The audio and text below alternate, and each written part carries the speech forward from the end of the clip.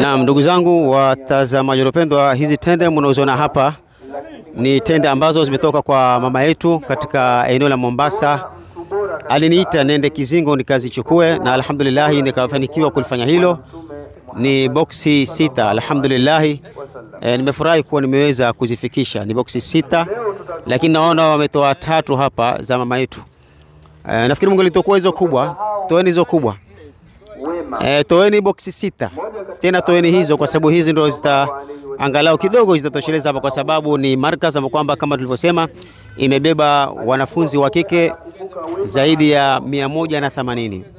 Wanafunzi hao pia kuna waumini wanaoswali katika msikiti huu pia watahitaji kufungua na tende kama hizi. Kwa hivyo tutabwaga boksi 6, zile boksi 6 ambazo kwamba tumepewa na mama yetu, mama Khadija wa kutoka Mombasa, mtaa wa Kizingo.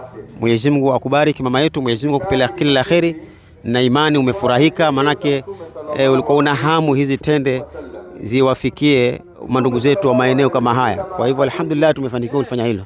Barakallahu fikum. Tende zilizobakia ni zile tende za kutoka kwa mahawati wetu kutoka Dubai ambao ni tende boksi 100. Mara ya kwanza walituma boksi 100, zikawa hazikutosha katika maeneo ya Likoni na hata hatukuweza kuzifikisha huku katika maeneo ya Kilifi ambapo nimepigiwa simu sana kwa zahitajika. Wakatuma tena boksi 100 tukaweza kuzisambaza Likoni na alhamdulillah tumeweza kuja nazo katika maeneo kama haya ya Matano Mane. Angalia vitu. Ni durusi hiyo, ni darasa yaendelea hiyo. Katika maeneo haya ambayo kwamba ufikirii kuwa kuna dini katika maeneo kama haya. Ni maeneo ya ndani. Lakini leo utasikia ustadhi huyo fasaha anaelimisha. Alhamdulillah. Sasa yote haya leo kama sinyi hayangeliweza kufanyika.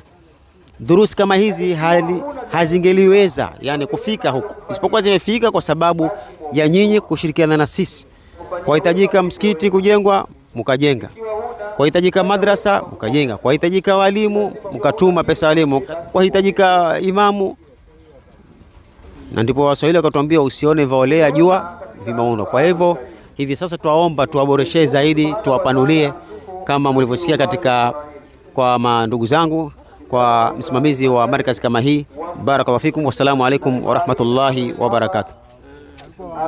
Haja ma utadurusu cha wallahi tushukuru inshallah, lakini kwenye hafla inshallah